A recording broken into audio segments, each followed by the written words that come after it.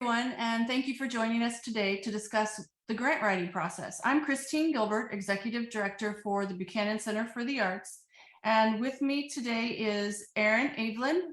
Erin is the Executive Director of the Hub Arts and Cultural Center in Rushville and is taking care of our technology services today.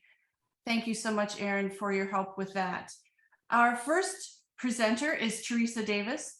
Teresa Davis has been with the Illinois Arts Council Agency for 5 years, working in both the grants office and program office. She is the agency's ADA 504 Access Coordinator and a program director who oversees community arts access, local arts agencies, arts service organizations, individual artist support, along with the agency's initiatives on Illinois Cultural Accessibility Network and LAN, Local Arts Network. During her time as program director, she has also been responsible for media arts, photography and digital arts under the Artist Fellowship Program. Teresa works closely with individual artists and often holds grant writing sessions with her knowledge of IACA policy and love for helping others. She holds a BS from Northern Illinois University's College of Liberal Arts and Sciences, and she enjoys volunteering in the community to bring about change and has a background in the performing arts, including vocal, songwriting, drama, and dance. In her spare time, she enjoys singing, reading, and traveling and spending time with her family. And thank you so much, Teresa, for joining us this morning, and I will turn the program over to you. Thank you. I'm gonna go ahead and share my screen, see if I can get this right.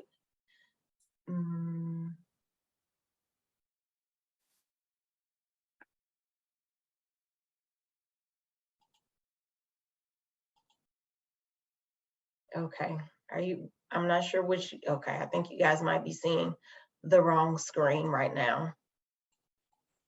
And we need to start this from the very beginning. Oh, are you guys seeing my screen? Yes? Yep. Mhm. You just Okay. display, I think you need to do your display. Switch it again? Okay. I don't know why it always resets itself. Better? Okay. Let me move you guys over. There we go. Thank you again for the wonderful introduction. I'll just add to that introduction that I am a middle-aged Black woman. I have to do some visual introductions, you guys, since I'm the ADA coordinator. We have to keep that in mind. I'm a middle-aged Black woman currently wearing my hair in long brown braids and wearing glasses and a purple sweater. Today, I'll just give you a brief overview of the Illinois Arts Council Agency, including some of the programs that we offer, the application process, the guidelines, and I'll squeeze in some general tips for writing a good application. So to start us off, we're a state agency created by the General Assembly in 1965 in order to encourage the development of arts through Illinois.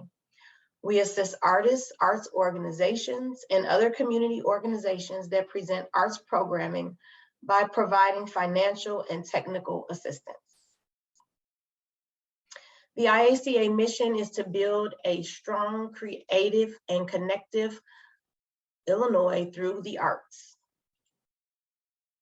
We believe in the transformative power of arts and culture, and through grant making, we adhere to and promote the following values: advancing equity and access, supporting a creative life, empowering communities, strengthening the creative economy, and generating connectivity. So if you are considering applying to the IACA, it's important to consider the overlap between your organization's mission and values and those of the IACA. Hey, Teresa, we're still seeing your all of your screen. Really? Yeah. That's what I thought.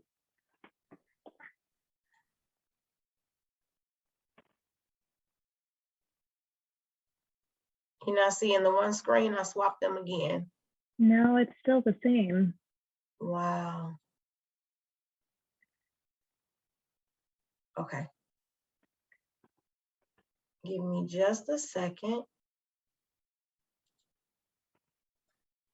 Let me see if I can. I don't know why it's all of a sudden doing that. Oh, maybe I do now. Okay, let's see.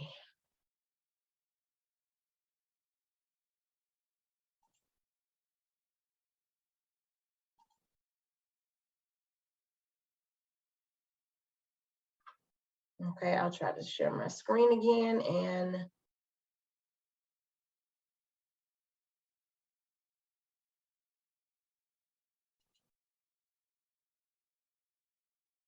hopefully I'll get it right. I think I shared the wrong screen before.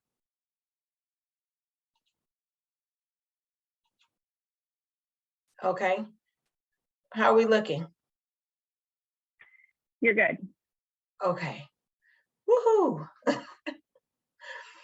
Okay, so I mentioned the values.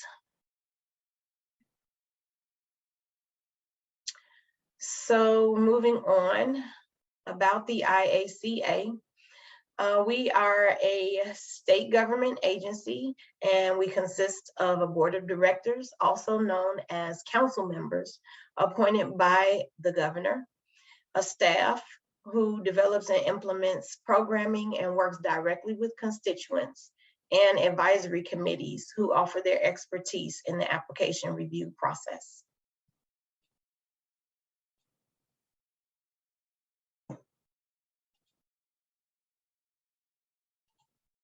Now my slides are like super stuck. Oh, here we go. All right, sorry about that. Public funds are distributed by the IACA and are provided annually by an appropriation from the Illinois State Legislature that is approved by the governor. Because of this, we never know exactly how much our budget will be from one year to the next. We also receive funds from the National Endowment for the Arts.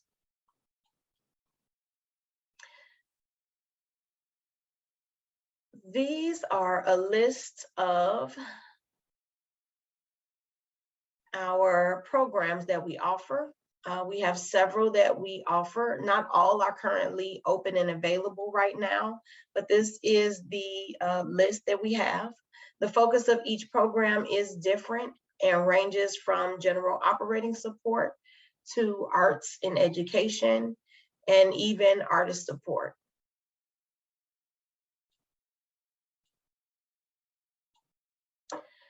Of the programs offered, these programs are for not-for-profit organizations to apply for. They include Arts Tour and Live Music, which is currently open and accepting applications. A General Operating Support Program, which unfortunately is closed for this fiscal year and due to reopen in January. Our short-term teaching artist residency program, which is also currently open and accepting applications. And the Summer Youth Employment in the Arts program, which actually just closed yesterday. So these are all available for organizations to apply. This next list shows programs for schools and school districts. So only schools and school districts may apply for these programs, with the exception of the short-term teaching artist residency program, which has an overlap with organizations. Arts and Foreign Language program is due to open this fall, and it assists school districts in offering arts programming within their curriculum. Those are the programs available for schools and school districts. I'm sorry, bear with me. For some reason, my two screens are not linking, so I have to advance both screens separately. This list here is for artist support. These programs are available for artists to apply for funding. They support artist projects, or professional development. They provide opportunities to be a cultural apprentice while passing on vital art forms. And they provide an opportunity to receive awards for past work. And these are the Artist Fellowship Awards, which actually just opened today and is accepting applications. The Ethnic and Folk Arts Master Apprentice Program, which is due to open this fall. And now my screens are really, and the Individual Artist Support Program, which is currently open. For more detailed information about all of the IACA grant opportunities, you can refer to our website, arts.illinois.gov.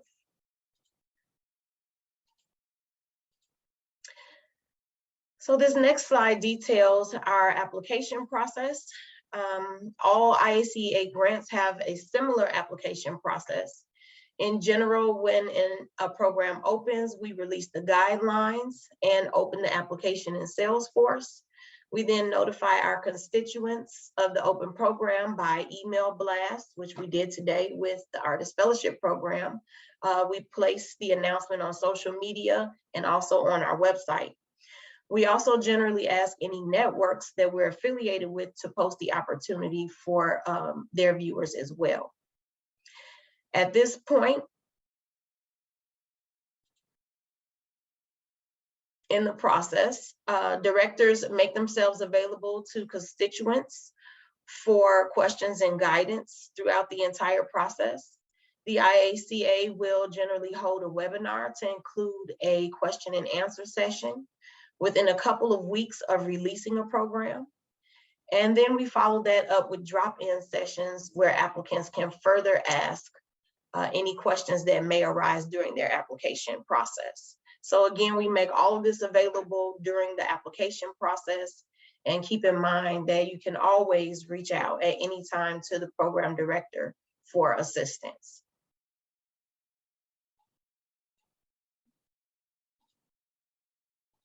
The next slide will discuss the guidelines. The IACA is required to make all the requirements of an application and its review process public. The guidelines contain all the information necessary to apply for a grant program. We do our best to demystify the whole process for applicants by making the guidelines as detailed yet as simple as possible. It's a good idea to take your time in reviewing the material and be sure to read all information referenced in the application. The guidelines will include everything listed on this slide. Oh, wow. Including a description of the program, eligibility requirements, the important dates of the program to include the dates of the webinars, drop-in sessions, the grant period, and the deadline. It will include information on how to access, complete, and submit the application in our Salesforce platform. It will also contain supporting document requirements to include detailed instructions on what to address in each document, the page limits, the formats of the documents or attachments. The supporting documents are generally considered to be the meat of our application and include the narrative, the budget information, specific information about the applicant or organization, and generally a work sample. A good tip, when preparing the supporting documents, it's a good idea to have the guidelines open to refer back to instructions and criteria. This will ensure your supporting documents follow the requirements set forth in the guidelines.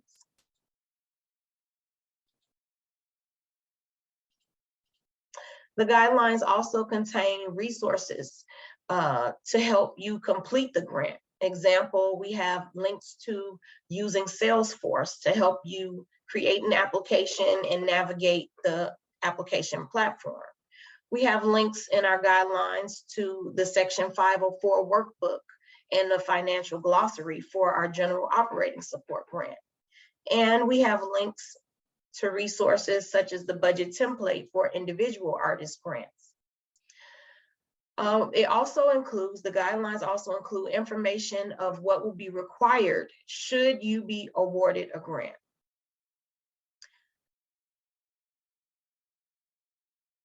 You guys bear with me with this technology today. There are expectations also included in the guidelines on accessibility, cash match, and reporting requirements that must be met. The guidelines include information describing how the application will be reviewed and the details, the review criteria, which is what the scoring is based on. Also included are final reporting information for the grant award to complete the entire grant cycle.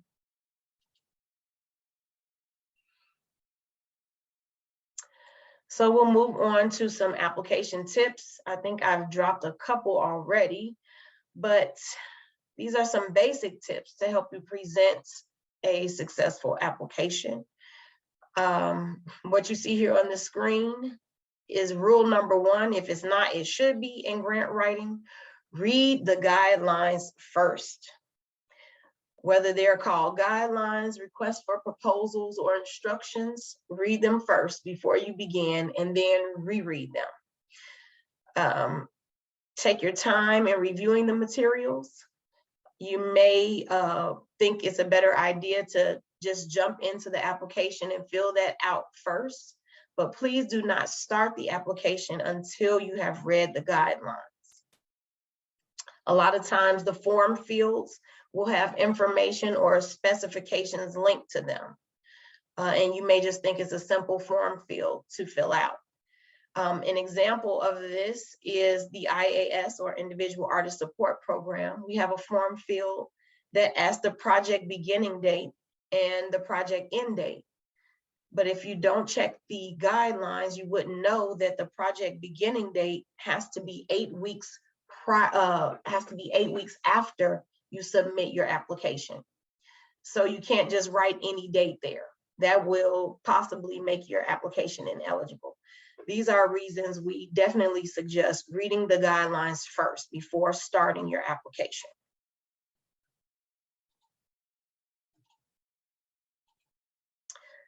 The next tip I have for you all is to determine if you're eligible to apply to the IACA.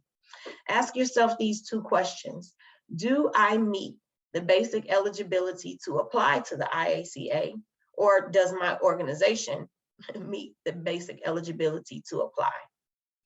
In order to determine this, you must again refer back to the last slide and read the guidelines first. The guidelines will detail eligibility requirements and link you to basic eligibility on our website. Basic eligibility is what I will briefly cover in this presentation. Please do not waste your time or the staff's time applying for something that you are not eligible for. If after reading the guidelines, you still are unsure if you're eligible, feel free to reach out to any member of the program staff responsible for the program, and they'll be able to assist you in determining your eligibility status. Speaking of eligibility, these are some of the basic eligibility criteria that I mentioned that are listed on our website.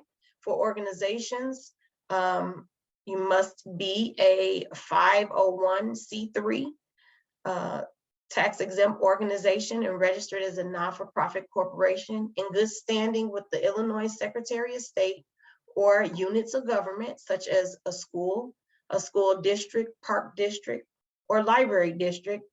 Or to be eligible, you could be an institution of higher education. These applicants must also have an FEIN number, a UEI number, which replaced the DUNS number just this year, and they must be registered on the State of Illinois grantee portal, as well as on the SAM, or the System for Award Management, which is the official federal website for anyone wanting to do business with the federal government.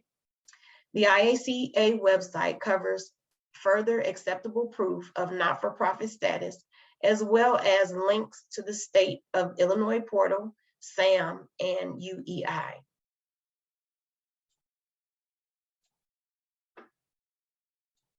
The next slide shows eligibility for individual artists.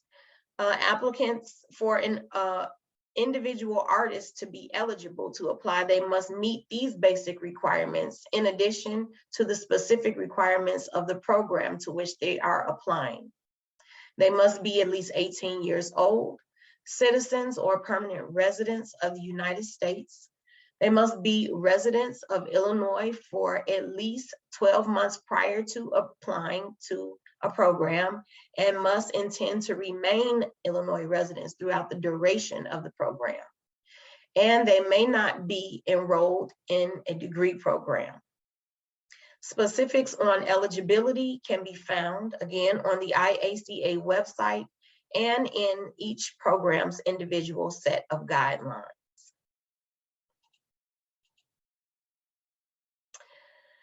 So in summary, a couple of more application tips. Again, I can't stress this enough to please read the guidelines very carefully. All of our programs host live webinars to present the information and then answer questions from participants. These are recorded and made available on the IACA website. So we definitely encourage all our applicants to view these tutorials and webinars if you cannot participate in real time with them. We also encourage you to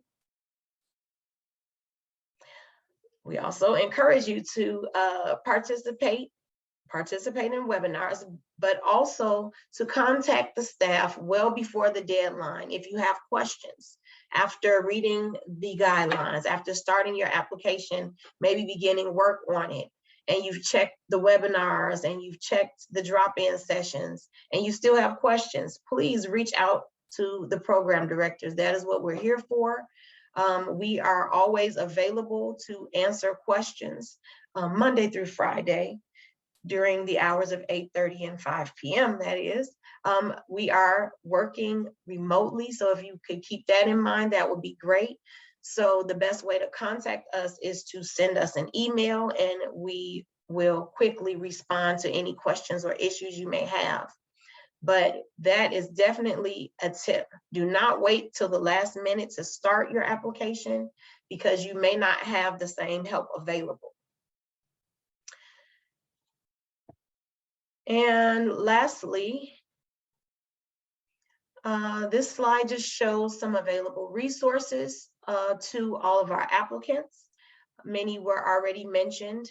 Well, all of them were already mentioned in this presentation, but just to recap, the best resource we have is our IACA website. From here, you will be able to link to the guidelines, the tutorials, the drop-in sessions, and be able to contact the staff, have the contact information. So our website again is arts.illinois.gov.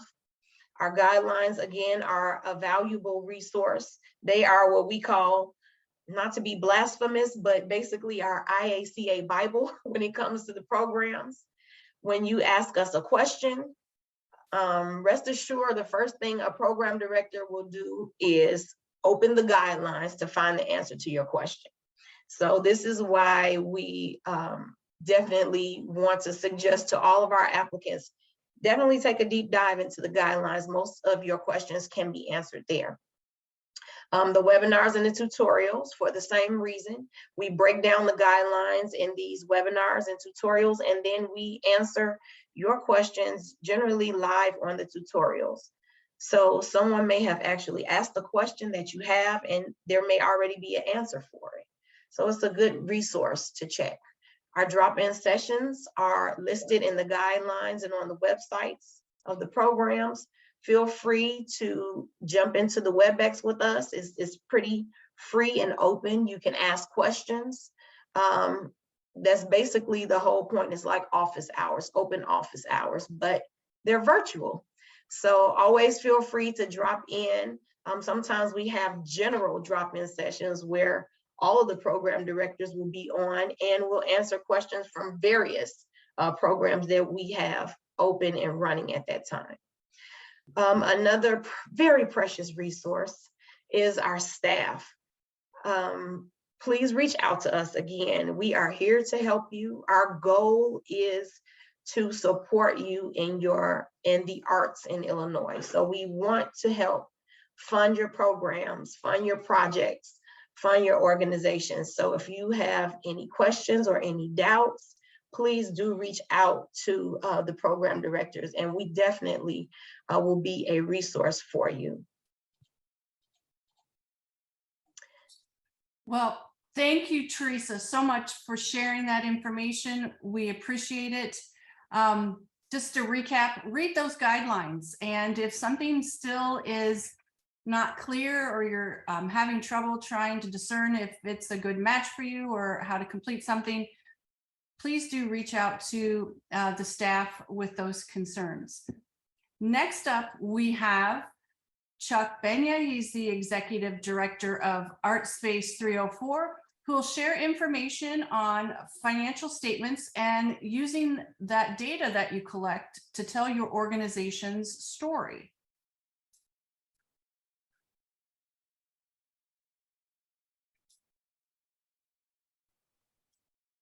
Hi there, I'm Chuck Benya. I'm with Art Space 304. We're located down in Southern Illinois, the bottom third of the state. And today we're going to go through So You're Writing a Grant. And there's many aspects to a grant. And one of the aspects to a grant that's often overlooked is storytelling. And I'm going to briefly walk you through it. And as Kristen, Teresa, and Aaron have, as we've talked about, we're going to be doing some more of these throughout the upcoming 12 months, and we'll talk more about storytelling and using data. So in this introduction, you'll see good grants leave a lasting impressions on readers. Clarity is key to imparting salient information, and storytelling engages your audience in wanting to learn more about your organization. So we're going to have 3 lessons. Every organization has a story, and storytelling has been around since ancient times. So this isn't new to any of us. We all are readers, and we all know what a good story sounds like. The second lesson is that we want to engage the grantor. So we want to be able to tell them a particular story that they want to hear. And I think when we were taught to write grants, at least when I got into the business 25 years ago, working for Youth Guidance as a grant writer, it was, here are 3 boilerplates, and we kind of just recycled them, and we had to just remember to change the name of who we were sending it to. But really good grant writing is about tailoring the grant to the funder. And so we're going to think about that in a way that we've got to stretch ourselves a little bit these days, because funders are a scarce resource, and it's a competitive market out there. So engaging the grantor is very important. And lesson 3 is sort of a dog rabbit thing. 444 means nothing without context. So the idea is illuminate data. 444 means nothing.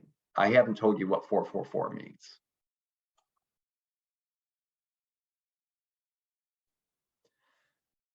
Teresa and I have overlapped a bit here. I wanted to give a primer first on grants. Grants are not charity, they are investments.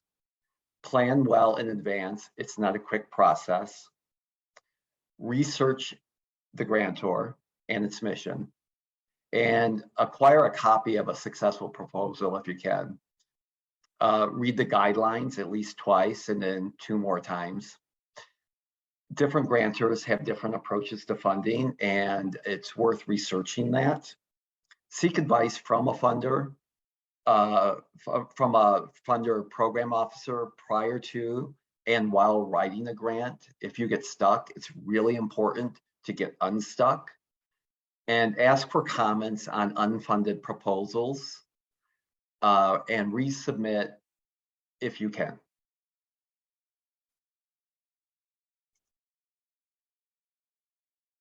When we're talking about basics, I think there's also 5 keys to proposal writing. One is, what's the programmatic relevance? And does your project idea fit the grantor's mission? And Teresa did touch on this, and she did a very good job of it, so I'm not going to dig too deep into it.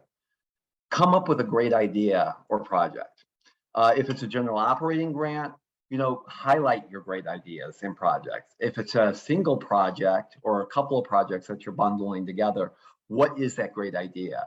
High risk ideas don't always get and rarely get funded, but newly established or confirmed ideas do get funded. And what is your take on them so that you can present them in a good light to a foundation or to a corporation or a sponsor? Show a clear public benefit to the funder. Don't assume that they will figure it out. What our job is as an executive director, as a director of development, as a grant writer, is to paint the picture for them clearly. Be specific. Details will convince an organization, convince a funder that your organization is capable of achieving the project's goal. And focus on persuasive writing, meaning be a good storyteller.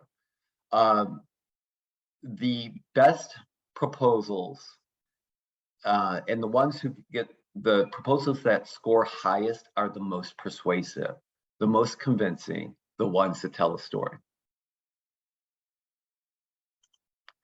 So in lesson 1, let's go back to the lesson 1. Every organization has a story.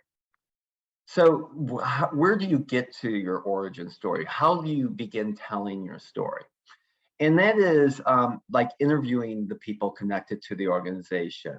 They have the story to share. Is your founder around still? Did they leave any information that you can collect? Former board members, volunteers that may be with the organization for years. Collect all the information about the about your organization, and then keep sort of the old-fashioned in a way, and you can also keep it on in the database on a computer, but begin keeping a scrapbook of information about the organization.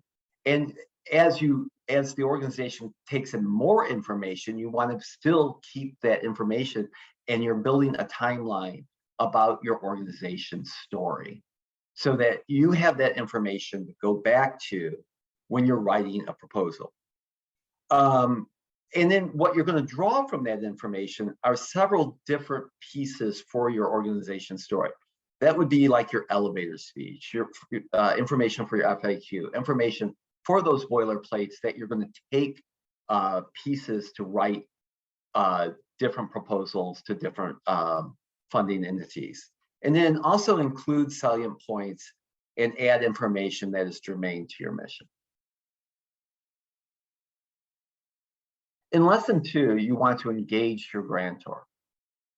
You create better engagement with your grantor by deeply reading their materials, by becoming entrenched in what they do, researching what they have funded and who their decision makers are. Once you become, you walk in their boots, you walk in their shoes, you have a better idea of how to write a proposal for them. And then what you're doing is having a conversation with them, in a sense, through reading their materials. And then you can tailor your organization's story to that grantor.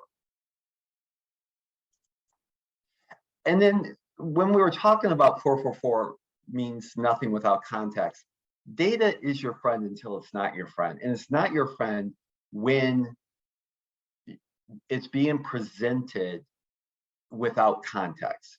So it's important to give the numbers that you collect, like audience participation numbers, diversity numbers, meaning.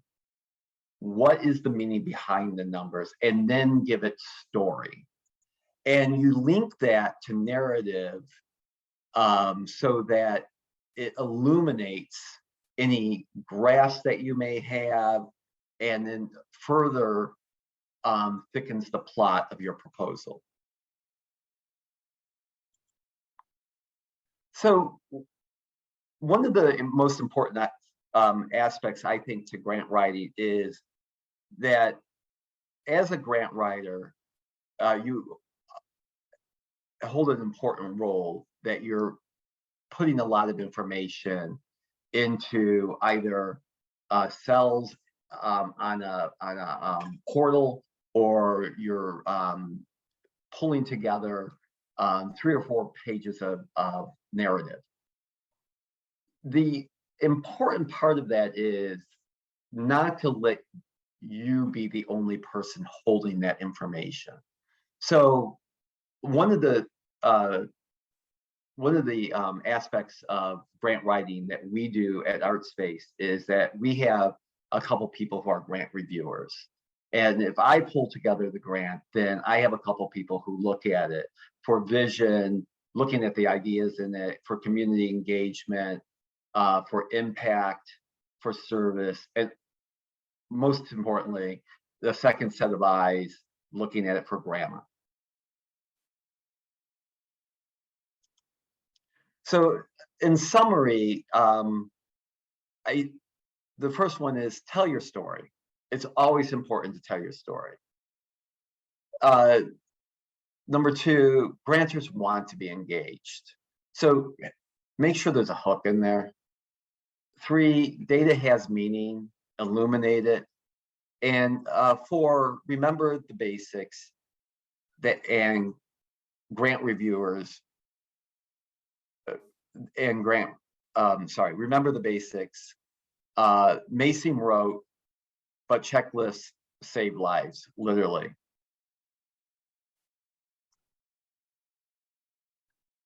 So I wanted to briefly talk about financial statements. And we were discussing this earlier about 990s.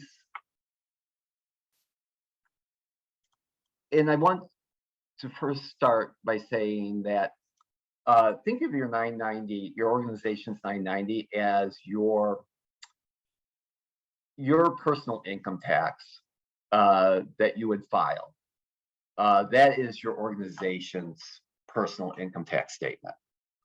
It lists where the income is and what the expenses went out. It's a snapshot of your organization over the previous year, whether it's a fiscal year that you're on or a calendar year.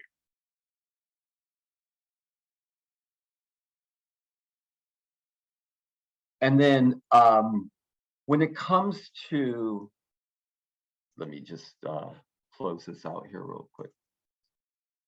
When it comes to your financial statements, your balance sheet shows what you own and what you owe. Whereas your cash flow statement shows your cash activities at any given time. And then you look back in the past, it kind of shows your ebbs and flows. And your budget is your projection of what you're going to do over a 12-month period. So when you take the 4 of those financial documents together, one is static, one is dynamic, one is the past, and one is the future.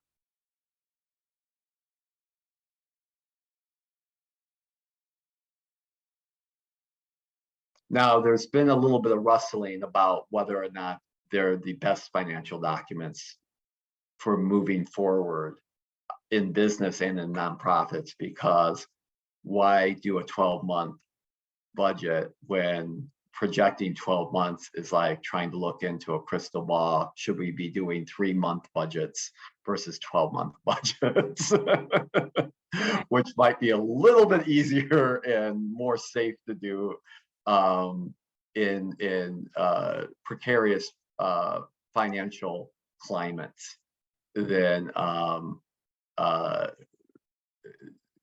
when things were a little bit more even keel, when back in the 30s and 40s, when they were establishing all these financial sort of documents that are still in place. And these have been interesting conversations that we've had in sort of different circles in business school and things like that.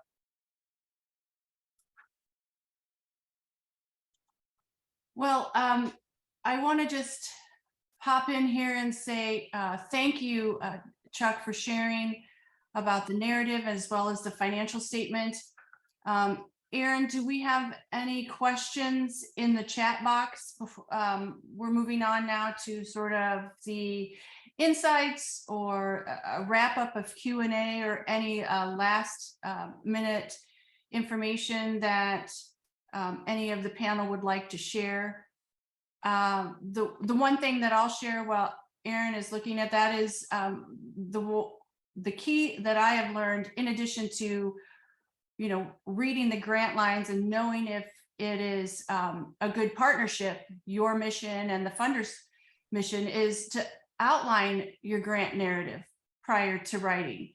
Outlining it, knowing that path you're going to go on, and switching back and forth from the guidelines to the application is incredibly helpful.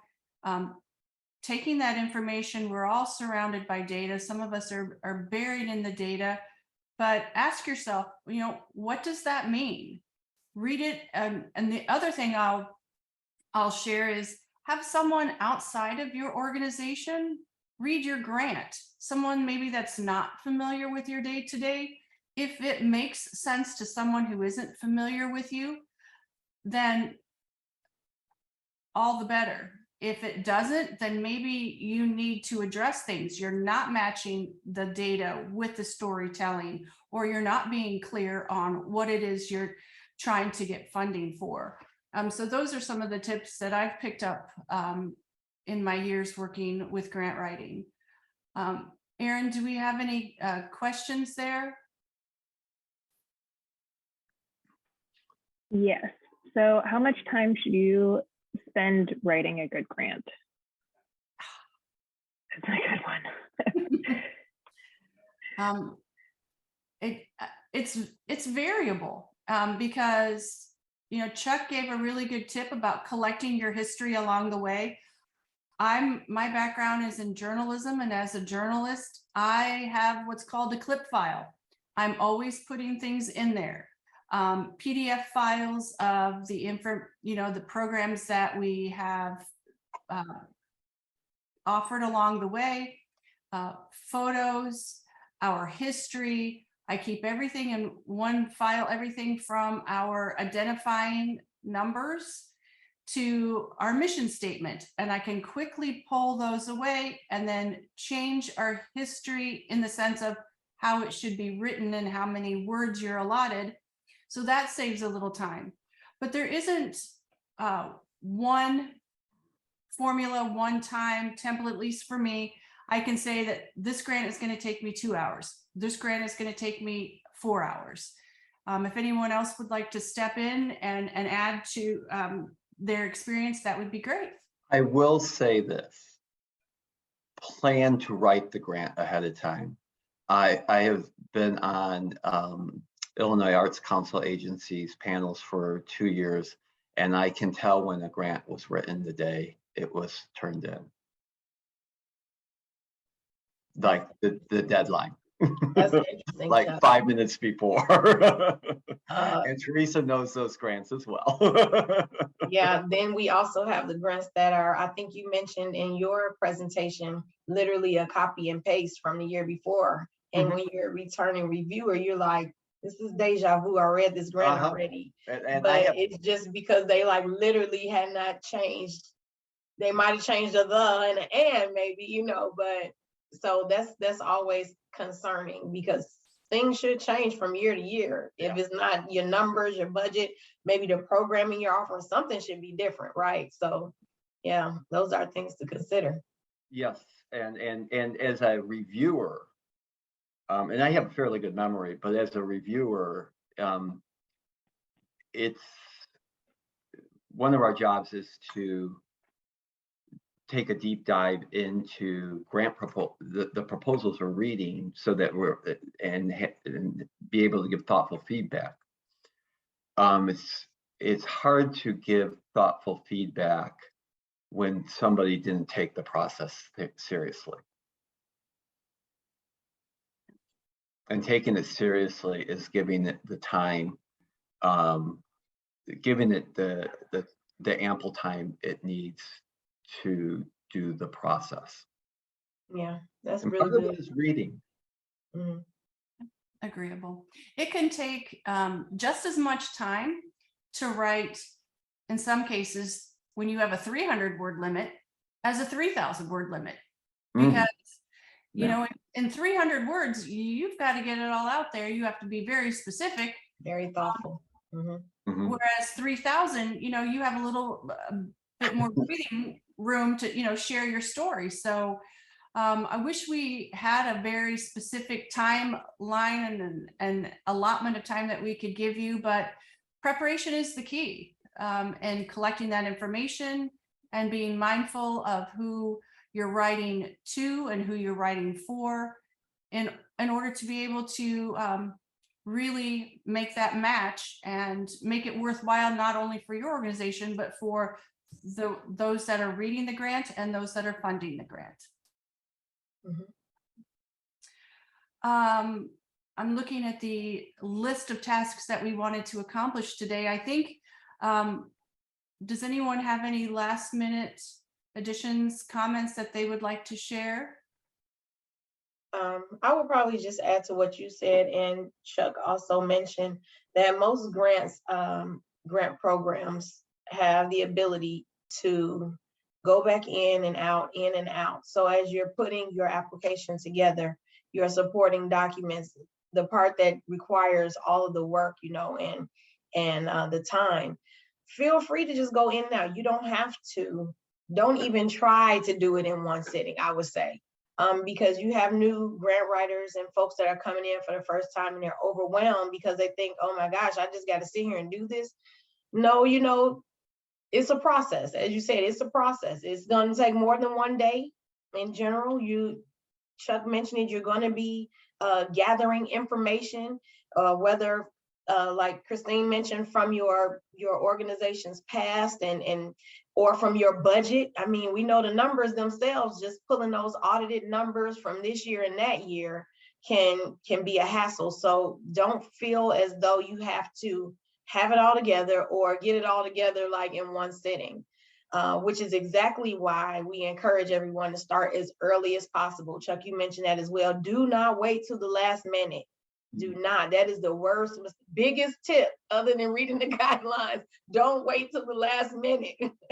Because as Chuck mentioned, you can tell, you know, it shows that, you know, you didn't put the time into it, or you ran out of time, or, you know, something's missing, is holes in narratives, and we're left to try to connect point A with point D and figure out how you got there. So yeah, those would be my closing thoughts. Reach out for help if you need it. And if you don't understand, feel free to reach out to us if it's the Arts Council grant, or even whomever's grant you're filling out. If it's a foundation, if it's another entity, they always have contact information of the officer that is responsible for that program. They have that there for your benefit. Don't think you have to be all knowing and understand everything that's written there.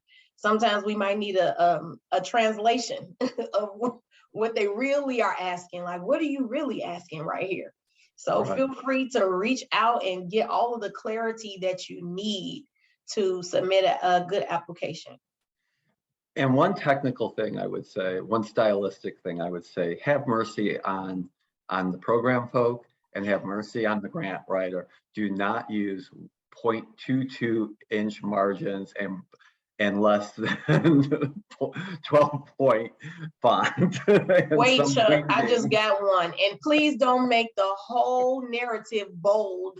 I just read the whole narrative in bold and my eyes were about to explode. I was like, I don't know where to look. I don't know what to do with my eyes, you know. For our grants, we want you to use bolded headings, not bold the whole narrative. You know, we don't want our readers to have to search through a whole story to find the pertinent information that they need to compare to the criteria to give you a score. So that's why we definitely ask our applicants to, you know, bold the, you know, bold those criteria and, you know, kind of categorize some of that information, because we know that stream of consciousness flow can lead us right over the waterfall sometimes. And we're still left with a million questions. Like, it was a beautiful story, but it didn't touch the criteria at all, you know, and that's unfortunate. It happens. So those are things you can pick up from the guidelines. And as Christine said, definitely get someone else to read it. That's usually one of our pro tips as well. Someone who knows nothing about what you do.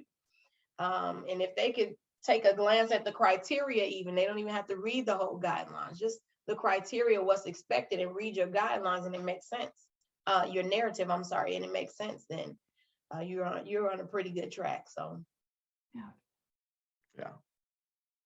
Well, in closing, I want to thank everyone for joining us. We hope that you find this information helpful, and we wish you the best in grant writing, research, and telling the story of your organization. Thank you again.